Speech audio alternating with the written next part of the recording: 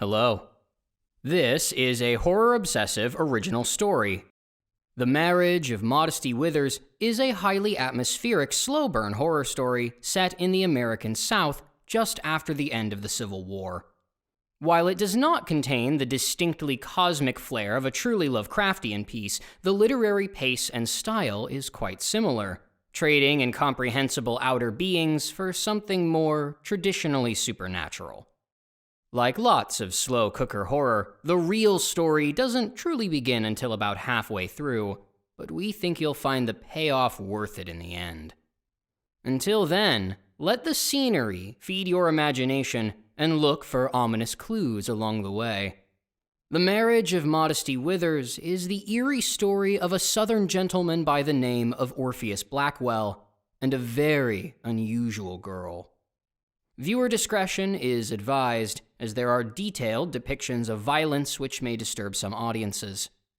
Thank you for your continued support of Horror Obsessive, and please enjoy The Marriage of Modesty Withers. The Marriage of Modesty Withers, written and read by Dean Delp.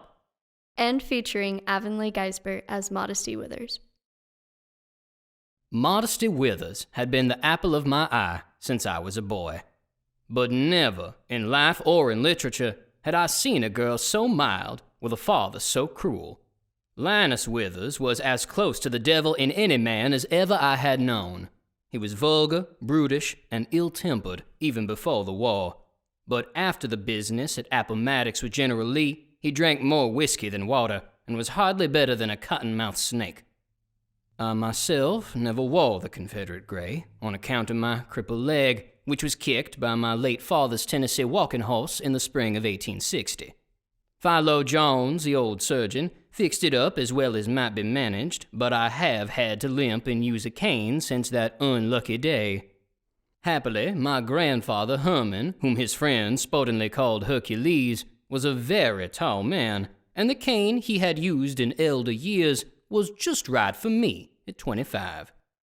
My native home of Jasperton was, in the way of avoiding the war, much like myself. Settled halfway between Columbus and Savannah, perhaps it was that the town held no strategic value, or was so far out of Willie Sherman's way that the Union didn't bother burning it. Perhaps it was simply that no one in the North could plain rustle up the gumption to barrage another backwater town so late into a conflict they had already won. Whatever the reason, the twisting oak boughs and curtains of gray-green Spanish moss lay as lazily and unconcerned as they had always been. The Convention Baptist Church still rang its ancient bronze bell every Sunday for service, and the one or two plantations that were in Jasperton to begin with remained entirely the same. With nowhere else to go, the handful of tired slaves who labored there were simply hired as free men, if such a thing might be thought of as freedom, for their wage was a trifle more than pennies. Though, after the war, pennies were counted by everyone, even the old families. It was known to all, but never spoken, that Mr. Withers beat his wife Rosanna to death 4 summers past when he found her in the arms of another man. The seducer was evidently some out-of-towner who had paid her repeated and clandestine visits. Not even Pastor Bradley, by all accounts a fire and brimstone preacher, blamed Rosanna for her adultery. Her marriage to Mr. Withers had not been of her own choosing, and any Christian woman would have reviled the touch of a man like Linus. Still, when he killed Rosanna, no one brought charges against him, knowing full well how such a trial would likely go. The county judge was a ruthless man at the best of times, and would doubtless have sided with a husband killing his wife for less than adultery. If he didn't simply jail a man for his crime, the offender was liable to find his sentence both painful and public. Even if such a punishment might be doled to Linus, no one wanted to risk something that might turn the old codger into even more of a menace. Rosanna was given only the barest show of a funeral before the town was unhappily ready to pretend she never existed. Everyone, that is, excepting little Modesty, the one and only child of their disconsolate union. Oh, Modesty, If there ever was a woman in Jasperton to be called a belle, it was her, at least for my own part. It is true she was not classically beautiful, but to me, she was lovelier than Helen of Troy. Still, I reckon I could describe her with a dispassionate eye. Modesty had stringy straw-colored hair which clung limply to a thin face of skin that was smooth but exceedingly pale. Wide, unblinking eyes like blue tourmalines sat above naturally full lips and shallow cheeks. She owned 3 dresses, each a different shade of threadbare blue, and a single pair of dark leather riding boots. Plain white ribbons were the only ornaments she could bring to bear, beyond the cheap red rouge she always applied far too much of.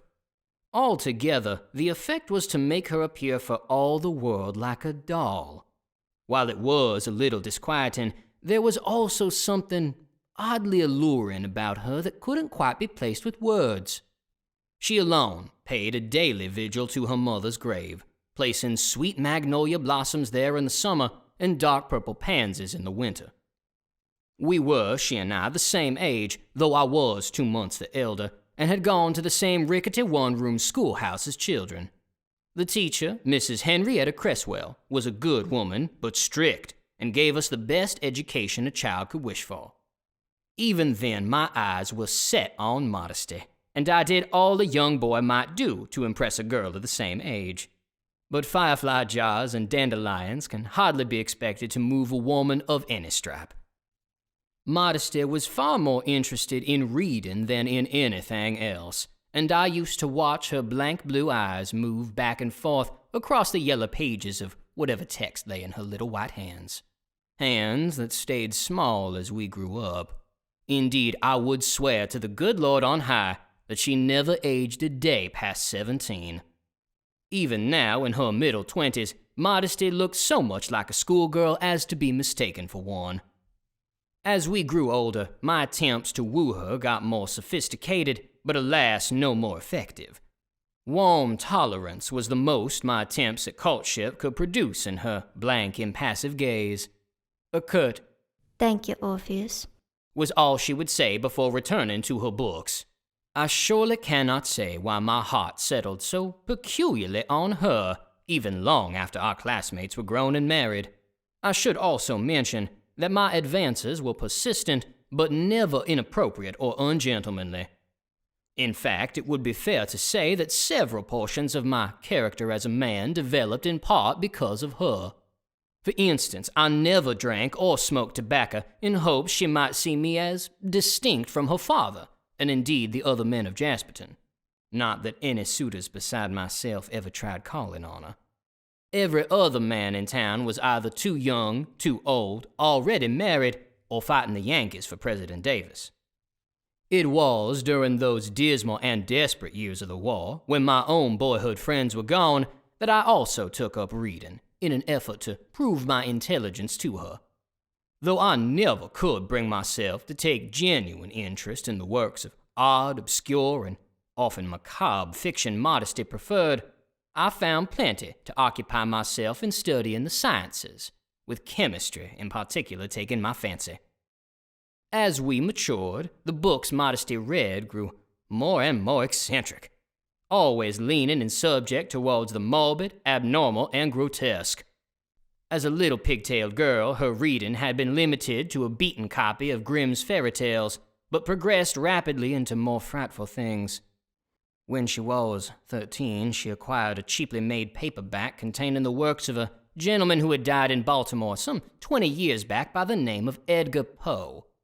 I had never heard of him, but secretly read a few pages when the class had been called outside. After reading about a murderer who had buried his victim's heart under the floorboards, I had trouble sleeping for a week. How she could read such grisly things so obsessively without the slightest show of nerves both worried and astonished me. By the time we had finished school, Modesty's pastime had completely entered the realm of the outre, and was bordering dangerously on the occult.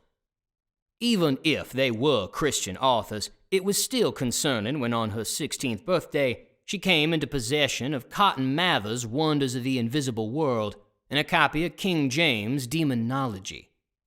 as such things were certainly not kept in our little schoolhouse, and Modesty had hardly any money.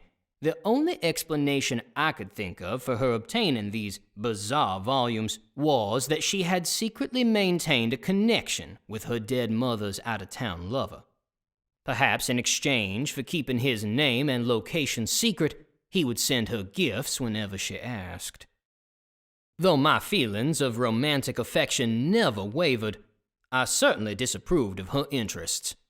I often wished she might be a little more normal, for I was regularly teased by my peers for fancying her. Though I suppose, if I am being honest, I should be more grateful. It was through those many years of trying unsuccessfully to please her that I became a man of temperance, good learning, and manners. I certainly would never have learned even the barest principles of the chemical science were it not for her. And it was my skill in that science which this July brought me the letter of acceptance to the college in the historic city of Athens, Georgia. So come the middle of the month, I elected to call upon her yet again, and come forward as boldly as I had ever done. Firstly, to thank her for the upstanding influence she had effected in me, and second, to propose myself in marriage, offering to bring her with me to Athens and grant her the only chance of escape from Jasperton either of us were ever likely to see. I should now clarify and confess to a certain particularity of my romantic proceedings with Modesty, though it is not something I am eager to do. It is not a detail which a gentle Southern man would be proud to admit. Last autumn, in what can only be described as the deepest melancholy, the thought came into my lonely mind to bypass Modesty altogether and go straight to her vulture of a father. I recalled, vaguely, how Modesty's mother, Rosanna, had been roped into marrying Linus by dint of their parents' wishes. Their wedding was all but arranged, and perhaps Mr. Withers might fix to do the same for his daughter. My own family line was decently wealthy, even after the war, certainly much richer than the Withers. Given that Modesty was at that time 24 and should have long since been married, or at least engaged, I assumed a man as rotten as Linus would be happy to be rid of her. It was no secret, or at least was presumed by all, that Mr. Withers was as horrible to his living daughter as he had been to his dead wife. The fact that I was indeed the only man in Jasperton who had ever taken an interest in his doll-like daughter, before or after the war, should have also been in my favor. If Linus would simply grant his blessing, he and I might arrange the whole affair ourselves, and I could be possessed of my darling Modesty at last.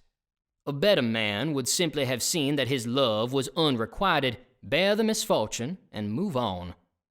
But I confess that after so many years of striving to win her favor, I was willing to stoop to less sociable means of obtaining advantage.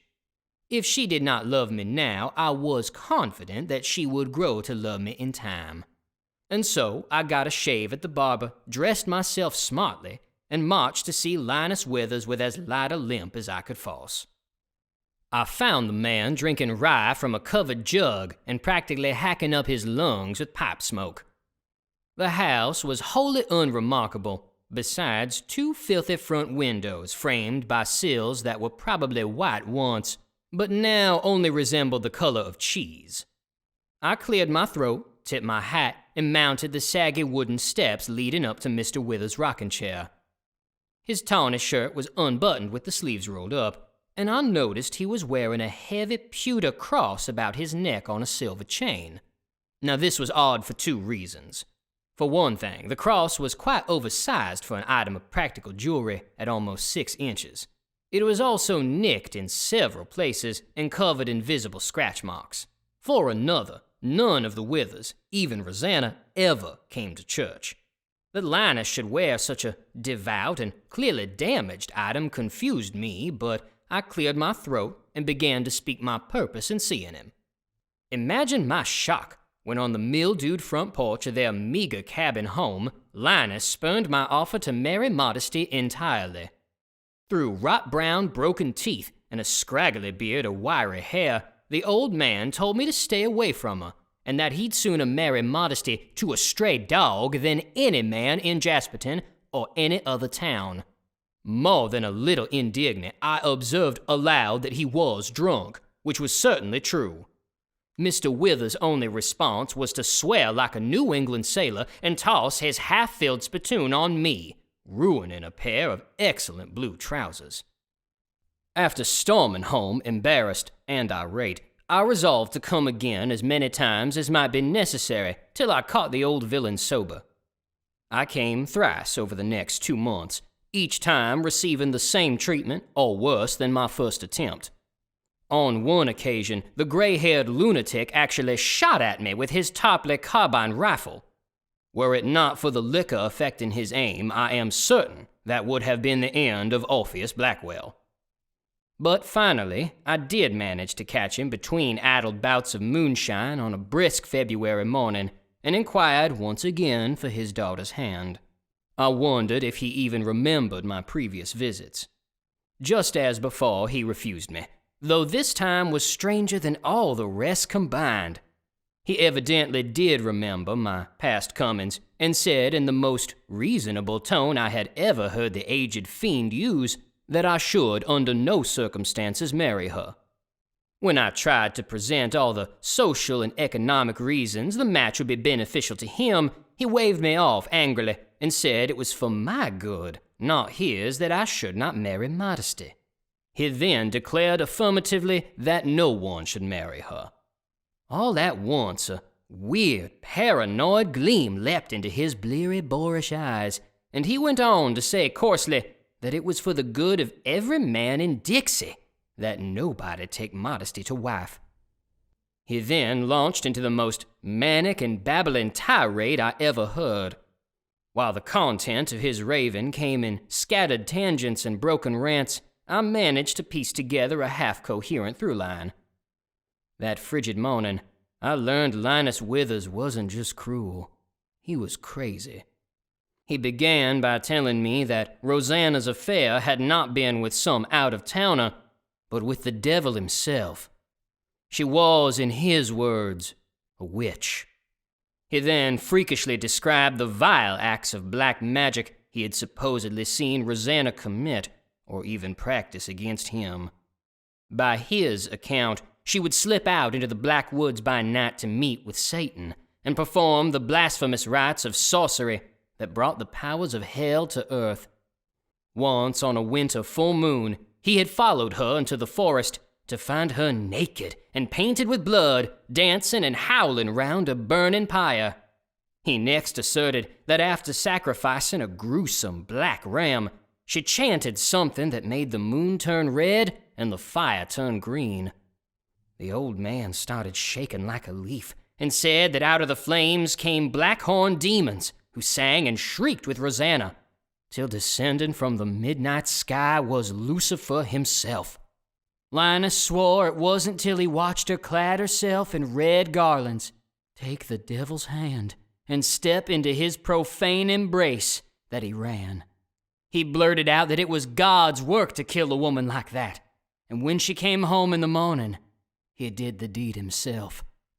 Flecks of yellow spit flew from his flabby lips, stammering that he had no choice, and dug his dirty fingernails deep into the armrests of his chair. Slowly, I took a wary step backward as the madman's frenzy increased. He continued, shouting hoarsely now that Modesty was a witch too, and had been taught in secret by her mother. Even as a baby, he claimed she had been possessed by an unclean spirit. Though she was not fully versed in the powers of sin, she could still cast hexes and jinx a man's mind. It was only by his intervention, said he, that her soul was kept from Satan's grasp. As I took another step back, he fanatically frothed that Rosanna had not taught her daughter the infernal runes, sigils, and incantations needed to summon the devil, but assured me Modesty was looking for him and grew in knowledge daily. Now, writhing like an earthworm and clenching at his matted hair, Linus deliriously muttered that if he could only find where she hid her books, he might burn them, and save his daughter before it was too late and she was damned. Then, just as suddenly as the whole fit began, it ceased, and Linus collapsed back into his chair. A look of sanity returned to his leathery face, after which he said I was a good man, thanked me for the kindness I had shown his daughter, and asked me never to speak to her again. The wrinkly scoundrel even said the word please to me, which was more manners than had ever been reported of Linus Withers since the world began. I was, in short, astounded, not only by his bout of psychotic religious mania, but the supremely uncharacteristic display of respect he had shown me afterwards. I promised him nothing, but simply tipped my hat and walked home, ceasing to hide my limp and completely dumbstruck by the whole affair. Turning back along the ruddy clay road, I glimpsed Modesty's wan face peering through the porch window with those unblinking blue eyes. While she was unarguably strange and took an obvious interest in studying admittedly dark subjects, I found the unholy claims Linus made of her and her mother incredible. What he had said was far more an indictment of his own sanity than that of his unusual daughter. Having faith in Christ, I knew there were magicians in the Bible, even witches, like the one to whom King Saul spoke at Endor. Though I did not deny the word of God, I simply could not believe that Rosanna, or my modesty, was supplicants of Satan.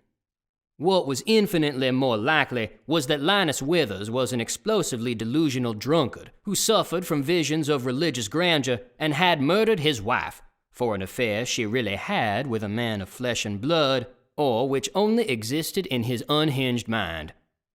More than ever, I felt sorry for Modesty.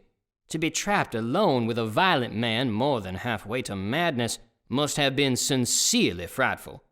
It explained perfectly why the girl spent as much time away from home as possible, even when it was just to be alone.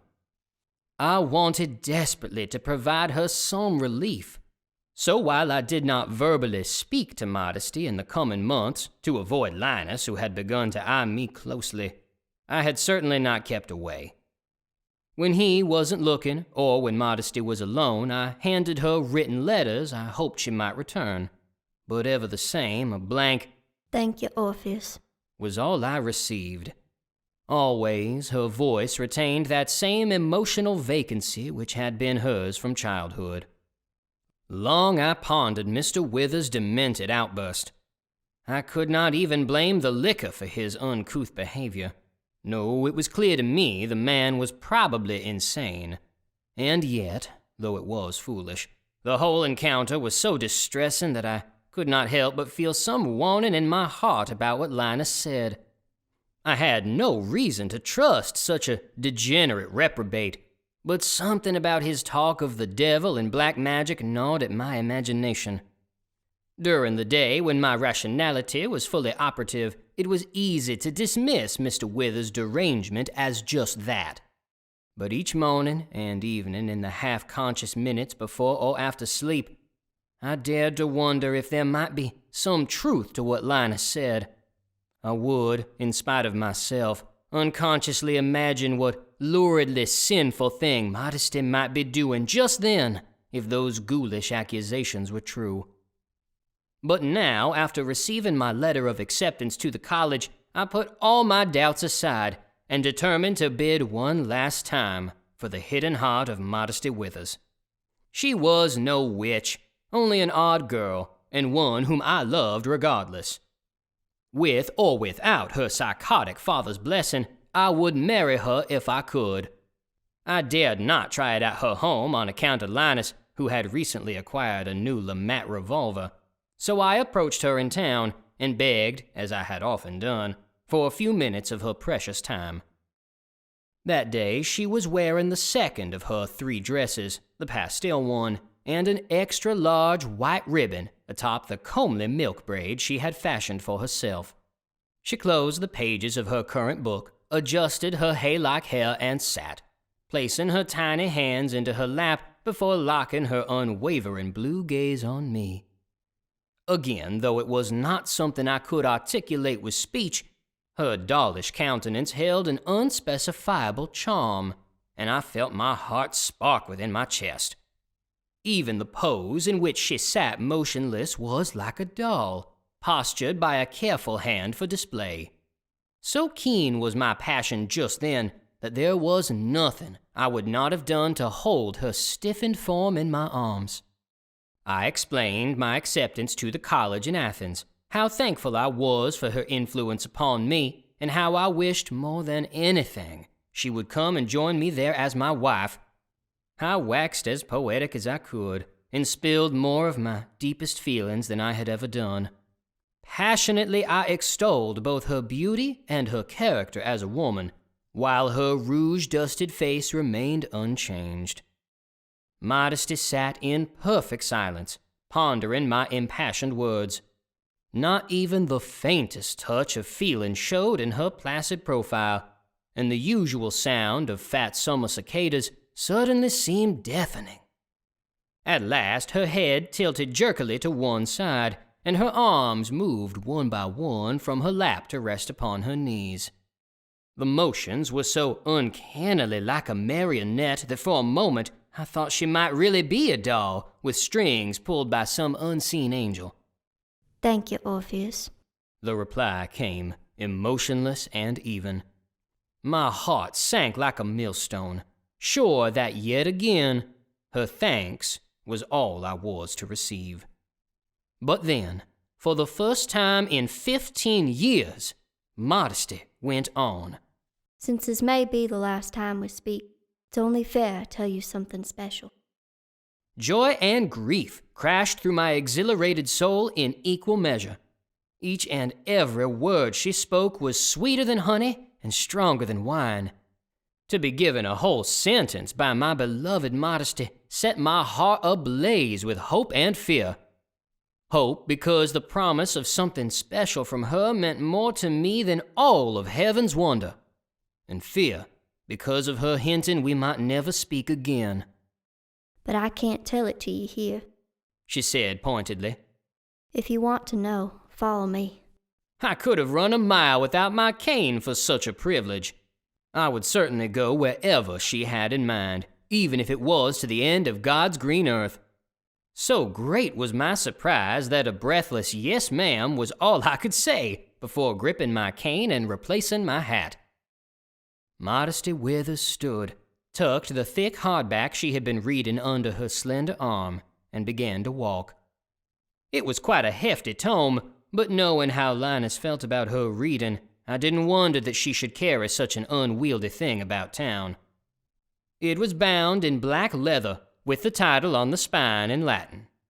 Though I could pronounce the letters easily enough, I obviously did not understand their meaning. The book was called Compendium Maleficarum by one Francesco Maria Guazzo. I might have asked her what it was, were my feelings not so completely occupied by her promise of impending speech. At any rate, I followed behind the barely present sway of her narrow hips to the place I half suspected she might take me. Faced with the myriad of possibilities for what she might say, my mind raced through every kind of nervousness. In the sweltering summer heat, my imagination began to swim hazily between daydreams of lavish fancy, till we arrived at the little country cemetery where I knew her mother was buried. There were only 2 graveyards in Jasperton, the one behind the church and the one where we now stood beside the old duck pond. It was a lovely spot, though it carried a drowsy sadness which suffused everything around us. Groves of heavy weeping willows flanked the still water, troubled only by the wild mallards ducking their emerald heads for the squiggly black minnows below. A young pair of mockingbirds chirped somewhere nearby, though I couldn't see a nest, and ox-eyed daisies covered much of the grassy knoll. Though I had often seen Modesty here, I had never been to the grave myself until now. I did not know, for instance, that Rosanna's maiden name had been Foster. Her headstone was simple, but clean, no doubt kept that way by Modesty, who, as I stood looking at the grave, sat gently and leaned against it, folding her dress comfortably beneath her in the daisies. As I cast my gaze upon her, something curious came over me, a sudden surrealness that wholly overtook my thoughts. There, under the softly swishing willows, enfolded by the flowers, and reclined against her mother's tomb, the uncanny beauty of Modesty Withers became to me unearthly. I felt enchanted, yes, enthralled, by her deviantly winsome visage. Without realizing it, I said aloud that she was the most exquisite woman since Mother Eve, and that this graveyard was as good as Eden so long as she was in it. Little Modesty locked her empty eyes with mine and seemed to stare into my very soul. Then she spoke. I have always returned your affection, Orpheus, ever since I was 10. I frankly do not have the vocabulary to describe the pure elation I felt just then. I reckon that only in tongues could such feelings be uttered. Awkwardly, I dropped to my knees beside her, never breaking the rapturous contact between our eyes. For 15 years I had spoken endlessly to her. Now I would wait an eternity if I had to for what she would say next. I have been silent only because Father will never let me marry, and to tell you how I felt would have put you in danger. Though I kicked myself for not seeing such a thing sooner, I had no doubt of the truth in what she said. Linus had already tried to kill me once, even without proof his daughter loved me back. Possessed of such evidence, he might well have killed me with an unexpected shot from his toppler years ago. Much worse than that was the thought that he might have hurt Modesty for sharing my feelings. There was no doubt in my mind he would chalk it up, as he had done with Rosanna, to God's will in an effort to protect our souls from hell. I had been a damn fool, placing the sole object of my affection in peril all these years and forcing her to repress what she felt for my sake. I began at once to apologize with the deepest sorrow and conviction for my witlessness. I then declared again my undying love and said that if she would, I would take her to Athens, far from Jasperton and her wretched father. Surely she could feel no loyalty to the man who had murdered her mother, accused them both of witchcraft, and even now was strangling the choicest years of her own life. Shaking her head slowly, but keeping her eyes fixed on mine, she spoke again.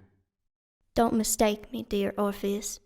I despise Father and would be your wife in Athens or anywhere else you might take me. Only I can't. To hear her call me dear made my soul sing like a lyre in Apollo's hands, as did her renunciation of willingness to be my bride. But I did not understand her unflagging hesitance. If she loved me and hated Linus, why remain here? It took me several minutes of gentle prying before she at last revealed the loathsome reason. He would find me, Orpheus. I've run away from home 8 times since we finished school, and every time he's found me. I even made it as far as Augusta once on the kindness of a snake oil salesman who let me ride with him. I hadn't been there 2 days before he found me and forced me back home. He knows you're headed for Athens. All of Jasperton does. We couldn't hide. That was, unfortunately, true. My good mother, in her excitement, had told half of Pastor Bradley's congregation about my acceptance to the college last Sunday, and the second half had learned it from the first. Though her face and voice maintained their utterly vacant expression, the words Modesty said next were no less severe. Whenever he caught me, he'd beat me as blue as my dress. Modesty then gripped Rosanna's tombstone and leaned a little harder against it before saying, I tried again just after he shot at you. I hoped that if I was gone you'd give me up for lost, and Father would have no reason to hurt you. I hadn't made it 6 miles out of town before he found me. He broke my rib with a fire stoker and told me the next time I left, he'd kill me like Mother. Sorrow gave way to fiery anger as I thought of little Modesty, my Modesty, being struck by the gnarled, tobacco-stained hands of her vicious father. I could not stand it. No, sir! While it would be false to say I was personally afraid of Linus Withers, the fact remained that he was a grave threat to us both. I knew now he wouldn't hesitate to kill not only myself, but his daughter. It would only take a single day of poor fortune for our union to be torn asunder by his mania. Even if we devoted much of our waking energy to great vigilance against him, he would only have to succeed once, and our felicitous life together would be ended violently. I finally looked away and breathed a long, gloomy sigh. After so many years of pining for her, what was I to do? That she loved me back made me happier than I could say, but anything we might do to cement that love seemed disastrous. I could not marry Modesty or take her to Athens against Linus's will for fear he might kill one or both of us. Nor could I give up my acceptance to the college and stay in Jasperton to be with her in secret. Linus knew the way I felt about her now, and would see through my decline in the school in an instant. His surveillance of her would grow so steady that I couldn't get more than minutes with her at the most. Then, saying aloud what I had come to realize, Modesty affirmed, "As long as he's alive, we can't be together." Though I hated it, I knew she was right. I thought of Jacob from the Bible, who had worked and waited 14 years for Rachel. Modesty and I had already waited that long, and Linus was not yet 50. I had no way of knowing how many more years it might take for the man to die. I wondered to myself if I could wait that long, past when she or I might bear children and raise a family. I am not too proud to say that hot tears began to well up in my eyes, and I struggled for what to do or say. Then I felt cool fingers touch the back of my wrist. I looked down to find Modesty had placed her hand on mine. It was the very first time we had touched. Her skin was cold, even on such a hot day, but it didn't matter. To feel her pale skin against mine was an inch short of bliss, and what she said next brought the most dangerous of all feelings into my heart. Yes, the last thing to come from Pandora's mythic box. Hope. "There is one way.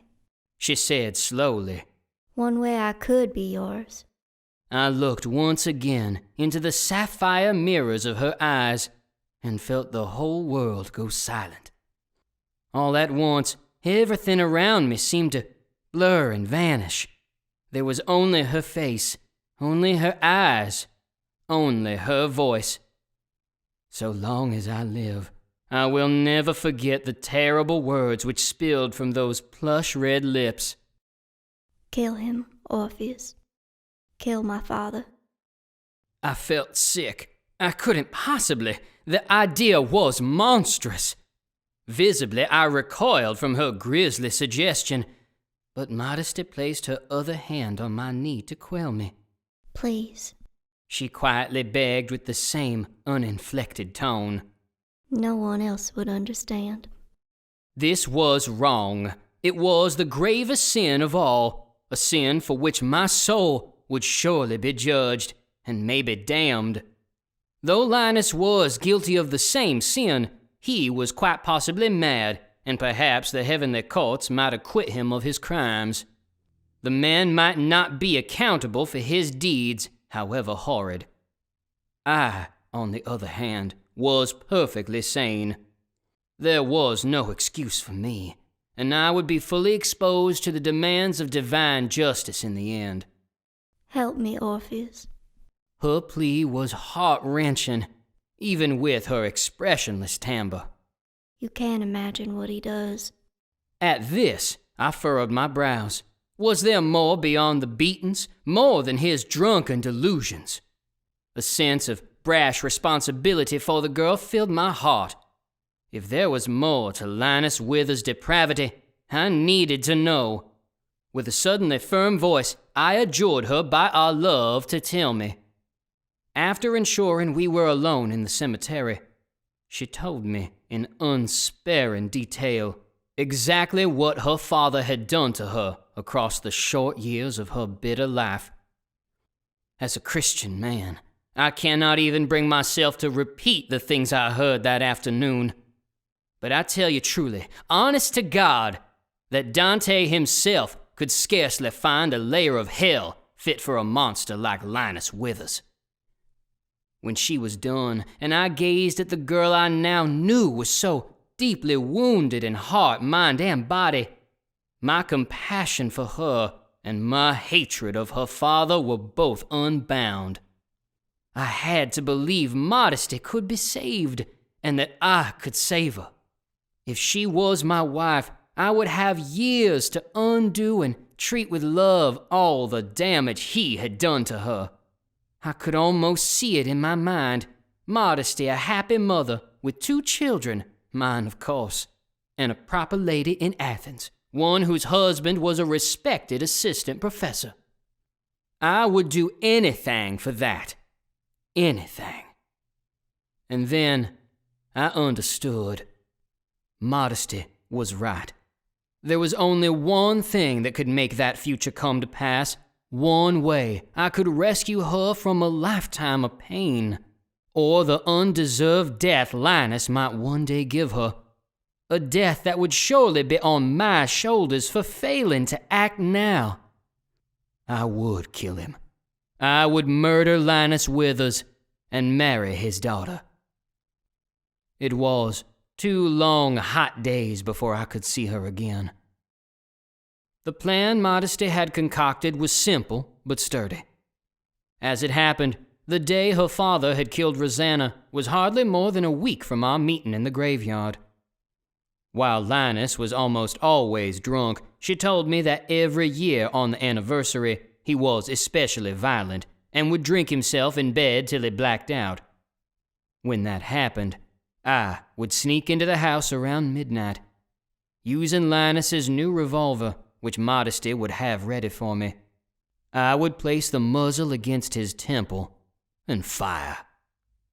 Then I would stage the body to suggest the death had been a drunken suicide, placing the gun in his hand, setting fumbled ammunition on the floor, and a little pocket watch portrait of Rosanna Modesty had hidden from her father on the bed beside him.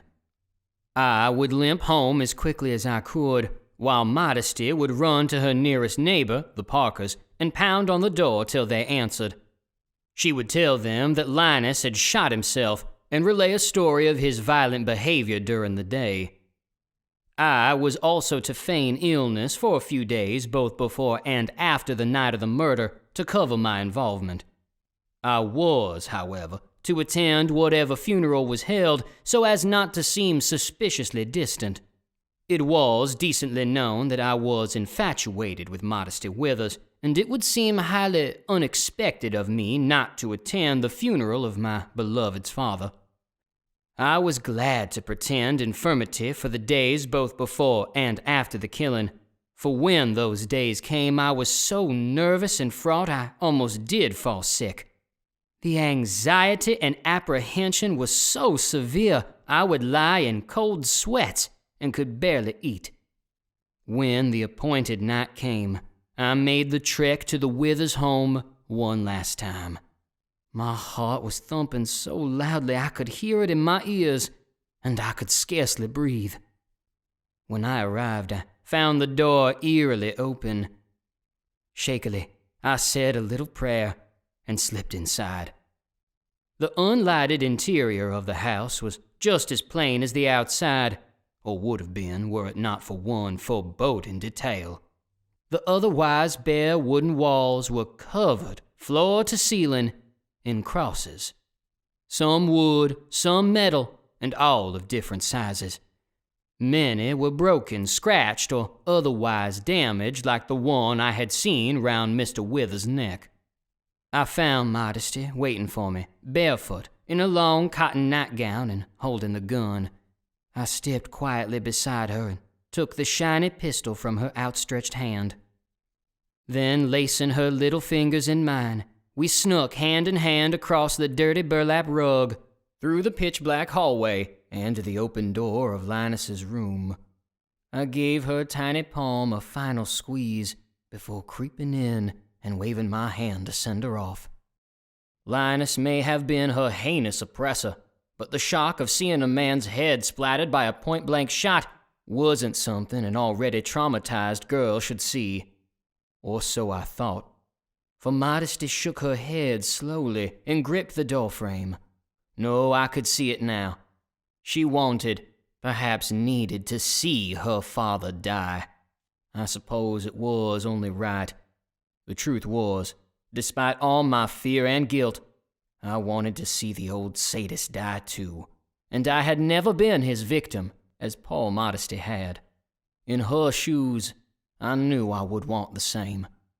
But I also understood why she couldn't bring herself to do it. I barely could myself.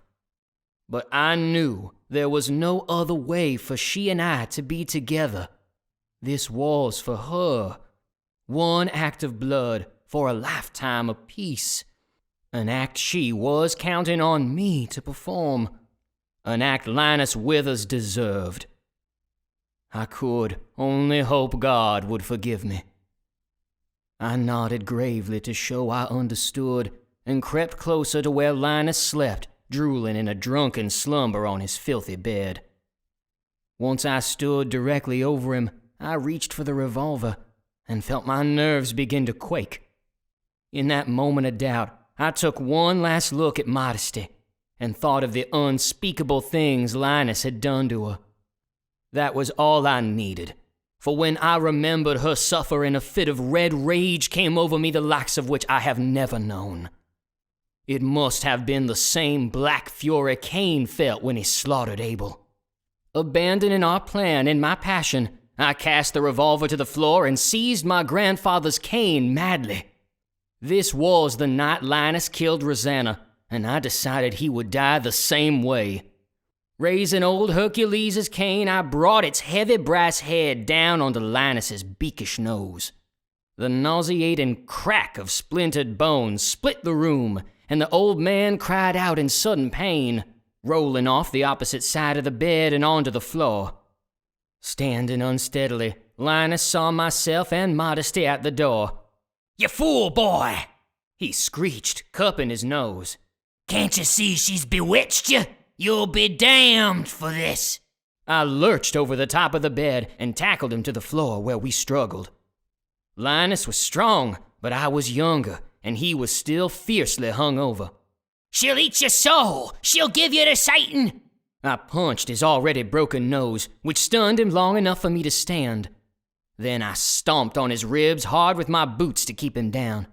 The old man began to laugh and hack and squawked mockingly, "Is that what you want, Blackwell? To mate with a witch? Is that what she offered you?" Incensed, I raised the now bloody cane again and brought it down on the wretch's mouth to shut him up, knocking several rotten teeth from his flabby jaws. You have to burn her. She's possessed, boy. There's a devil in her." When he started to scream for help, I slammed my cane into his Adam's apple to choke him out. The horrible sound of ragged wheezing with the sickening thud of my cane was the only noise for the awful seconds that followed. Silent and still, Modesty wordlessly watched from the door as I killed her father. She never even blinked. I then lost myself completely in the madness of murderous frenzy which gripped my wrath-fueled brain. Again and again I brought the cane down hard onto Linus Withers' face. I shattered his chin and cheekbones next, before a blow to his temple knocked him out cold.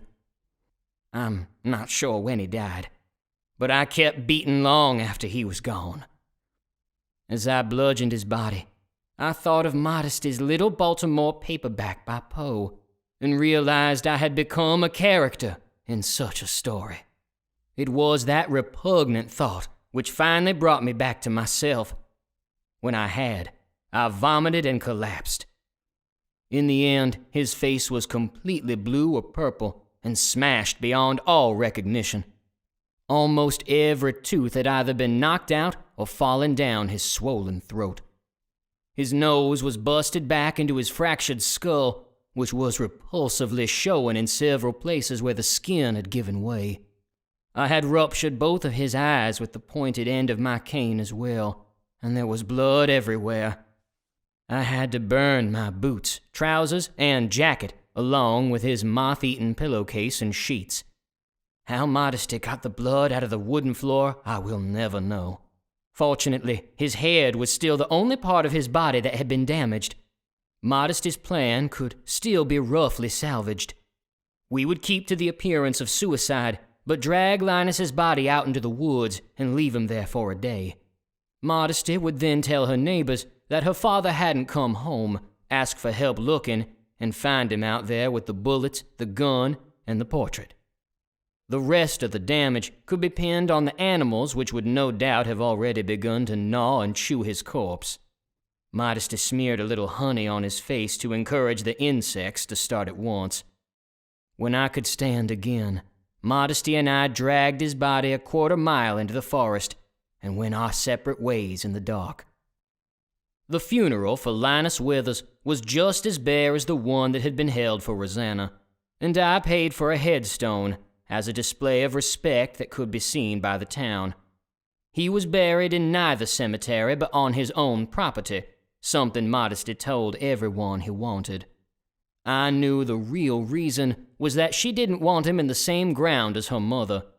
Even more than the woman he killed, Jasperton carried on as if Linus Withers never existed. Not a single question was asked by anybody. I waited till the first day of August and proposed in front of the schoolhouse where we first met. 2 weeks later, we were married. The wedding was simple and privately attended. Modesty now had no family to invite, and my own father had long since gone to the angels. With no siblings to speak of, the only guests were my mother and my cousin Gid, short for Gideon, who had fought with Stonewall Jackson at Bull Run. We were quietly married by the Justice of the Peace at the old courthouse instead of the church by Pastor Bradley. That was Modesty's request, expressing to me that she was uncomfortable asking the clergyman to wed us when she and her mother had both been accused of witchcraft. I didn't argue. I only knew she was finally mine. What else mattered? After the wedding, my mother had arranged to spend 2 weeks down in Brunswick, where she was to stay with her brother Miles and my Aunt Priscilla. This was done that Modesty and I might enjoy a few weeks to ourselves in private before our move to Athens in September. The first day on our own, Modesty spent the sunlight hours reading in my arms, quietly resting her pretty head against my shoulder. This one was a work in French, which I did not even know she could read, entitled Jean Baudin's De la Démonimanie des Sorcières.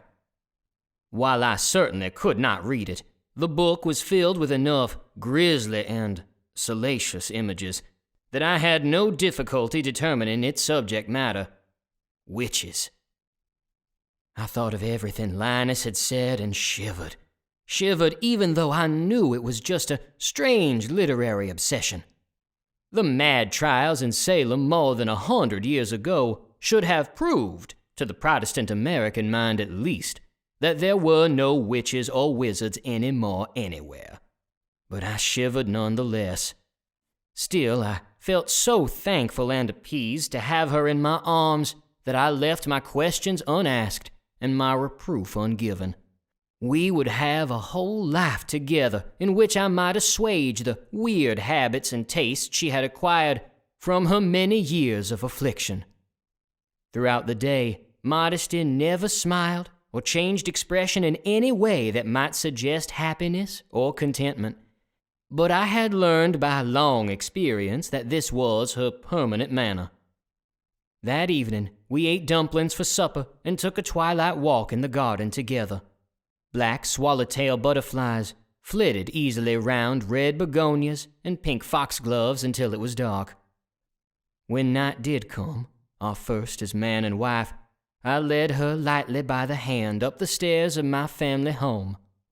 I cannot completely describe my feelings about the intimate hours that followed. Even if I could, it would hardly be a decent thing for a man to do.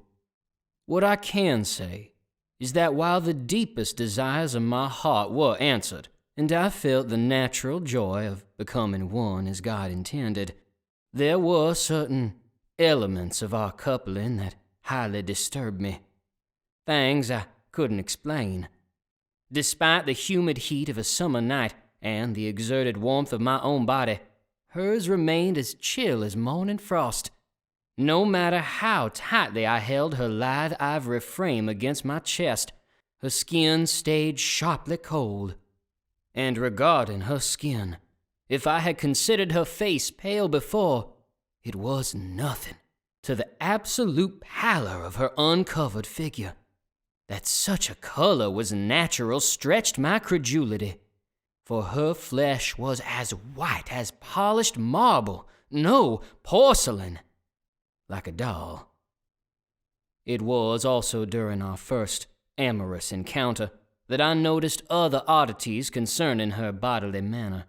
For instance, I realized I had never seen Modesty breathe through her mouth.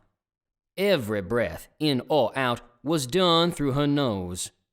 Her heavy breathing was, in fact, the only thing that punctuated her silence that night, for not a word did she speak to me. She only widened the azure portals of her eyes till they seemed almost lidless, and stared into me without the slightest deviation of her gaze. Even more off-putting was the wooden rigidity and stiffness of her body, for regardless of my own movements, she lay tense and motionless. But if I sought to move or reposition one of her delicate limbs, it would go limp to afford me no resistance, and remain precisely in the spot I set it. That was also disturbingly doll-like, and, as always, her rouge-caked cheeks contributed to the same shuddersome effect.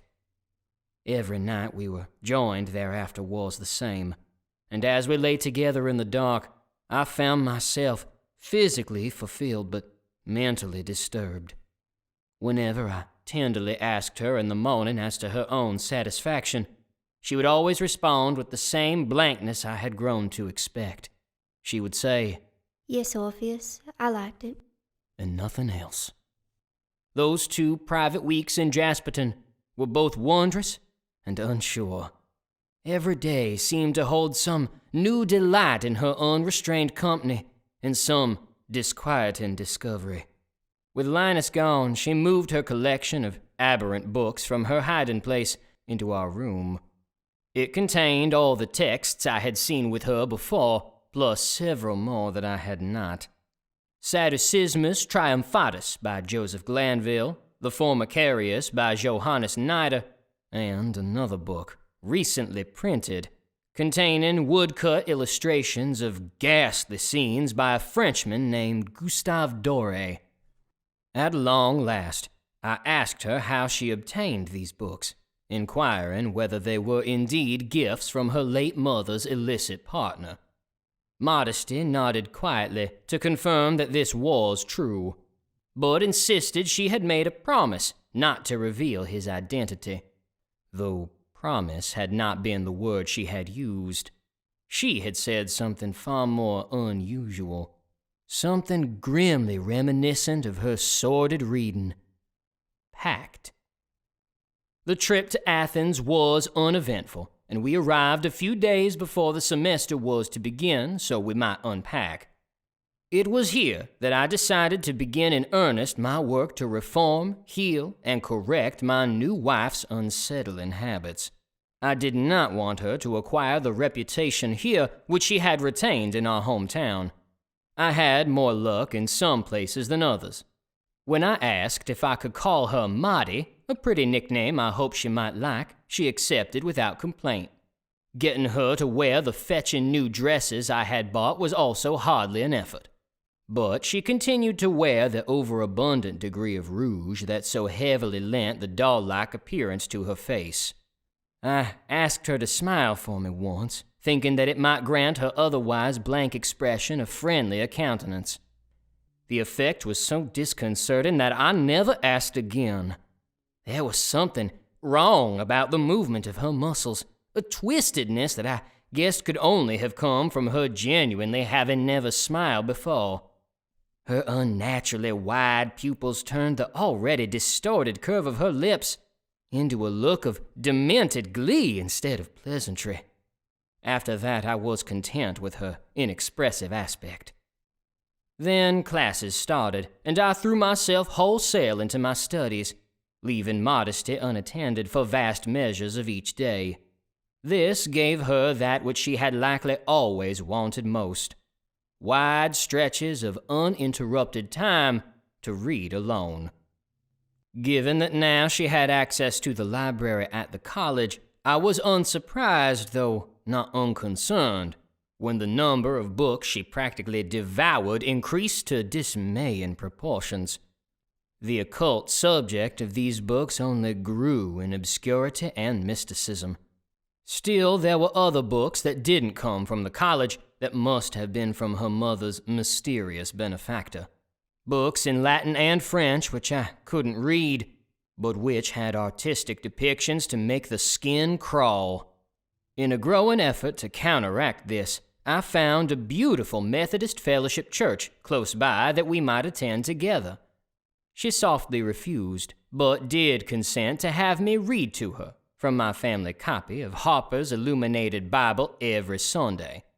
Her strict avoidance of priests and churches was severe, but was no doubt due to her father's raving spiritual delirium. I refused to allow myself to think it could be anything else. But I confess, I was growing frightened and deeply troubled. I could easily see now how a mentally unstable man like Linus would believe his daughter truly was a witch. Though why he had thought such things of her mother, I didn't know. Then a chilling thought suddenly occurred to me. I knew, or hoped I knew, that all this reading was superstition, a dreadful but ultimately powerless obsession. But what did Modesty herself believe? I had never thought to ask. I had never dreamed I might feel the need to, but now I did. After returning one evening from a particularly dry lecture, I decided to confront my dearest Modesty after dinner. That night she had made pork cutlets and brown gravy with mustard greens. I asked if she would like to read in my arms, to which she agreed and retrieved her current book. I was excited to find it was in English again this time, though when I saw the title my ardor became anxiety. Lives of the Necromancers by William Godwin. I let her read for a while and stroked her flaxy blonde hair till at length I asked her softly why she read such harrowing things. Because I like it. Her answer was flat and toneless, but I knew it was true. She did like it, all of it. I swallowed hard and readied myself for the plunge. Kissing her cheek as casually as I could manage, I asked even more gently if she thought the things she read were real. A deathly silence was born between us, and she set a thin white finger to mark her place on the page. Lifting her head from my shoulder, she looked up into my eyes with almost inhuman fixation. Do you think I'm a witch, Orpheus? I felt my heart stop. Up until that very moment, I knew as surely as I knew anything in the world that she wasn't. Now as I held her in my arms, I was no longer sure. Reason fled, and a sudden paranoia ruled my heart. Still I said the words I forced myself to believe once again, despite my feelings. I told her faintly that I did not believe she was a witch. Without another word, Modesty set her head back on my shoulder, lifted her finger, and began to read again. Though she hadn't answered my question, I was too afraid to ask again. Indeed, as the days and weeks passed, I was too scared to do anything that might reveal more of the truth behind her vacant eyes. So I wordlessly clenched inside as she began to slowly fill our home with objects and decorations reminiscent of her hideous studies. I watched her with neurotic compulsion and noticed more and more signs she did in fact believe the things she read. Fragments of misshapen whispers muttered in her sleep, grotesque rhymes she would monotonously chant while she worked, and little baneful offerings of stinking herbs and sulphurous minerals cast into the fire on days of astrological significance. All the while, words Linus had shrieked and hollered at me came back as leering echoes in my mind. And then she finally acquired the 2 books which eclipsed all the others in their esoteric evil and made me truly frightened. They were so dark and hellish in aura that their mere presence in the house made me have violent and shocking nightmares. Grimoire would be the only word fit to describe the decaying tomes, and they bore titles which hinted promises of unsurpassed diabolism. The Dictionnaire Infernal by Jacques-Colin de Plancy, and Wyer's Pseudo-Monarchia Demonium. I was terrified of what the contents might be, and steeled my courage to examine them myself. I had to know what depths of soul-polluting occultism my wife had truly delved. I could decipher more than just images now, too, for I had gained a real proficiency in Latin since my instatement at the college. What I found within those unhallowed pages was nothing but the most obscene, malignant, and pernicious compendium of demoniac mysticism. Forbidden rites and evocations to summon the dead or invoke defiling fiends from the very pits of hell were richly diagrammed in arcane icons. Demons and devils were categorized by name, power, and the infernal ways they might be consorted with. I recalled with a trembling shudder how Linus had warned me that Modesty was searching for the eldritch rituals needed to conjure Satan, and felt a sinister connection blossom in my mind. These hellish books were gifts from the man with whom she had made her pact of secrecy, the man who had seduced her mother and whom Linus claimed had also been the devil. I had never once actually seen Modesty acquire the books, through the mail or otherwise. One by one, all of Linus's previously impossible claims began to creep and grow in my mind, until at last my fear and dread became so acute I could no longer stand it. The next evening, I had been forced to stay very late for classes, and had the misfortune of walking home in the dark. As I did, I pondered with greater and greater distress the home I would be walking into. Then I cast my fearful thoughts to the woman who waited in that house, and prayed to God for strength. I decided that tonight I would demand that she ceased from everything. No more books, no more tokens and talismans and fetid plants, no more darkness. My love for her was absolute, and I had ended a life for it. Now it was her turn to prove she loved me just as much. I unlocked the door, entered our home with my best display of masculine authority, and ordered her to come out at once. But there was no reply. I commanded her a second time, to the same silence. Then, frantically searching the house, I discovered she was gone. As I hysterically made to leave and find her, I found a note stuck to the inside of the door. My blood froze in my veins as I read it. The handwriting was unmistakably hers and was addressed to me. It conveyed that her mother's true love had come to see her, and Modesty was to meet him at the edge of the forest east of town. The note ended with an invitation to meet him with her as soon as I was home. Shaken with a feverish panic, I burst out of doors, heedless of all the world. I lost my cane somewhere along the way, but ran despite the pain in my loping gait. The prestigious brick avenues of Athens were an inky blur of shadow as I crashed through brambles and gravel pathways. I stumbled and clumsily fell over a low stone fence before barreling towards the black abyss of the woods. Then finally, at the edge of the trees, I saw her. When I did, my eyes widened and my jaw went slack. Before me was a stark defiance and perversion of all the laws of God and nature. Modesty was floating, suspended motionless in the air by some foul devilry. I rushed forward, desperate to save my wife from the hellish power that surely gripped her. When I stood beneath her, I called her name over and over, shouting hopelessly for her to come down. Then I caught a glimpse of her face. Never before had she looked so freakishly, unbelievably like a living doll. Her dainty features had been perfectly petrified by the same baleful magic that held her aloft, and the velvety black dress which clad her slender frame completed the fiendish likeness. When I looked in desperation to her tiny hands to see if I might jump and grab 'em, I reeled in horror.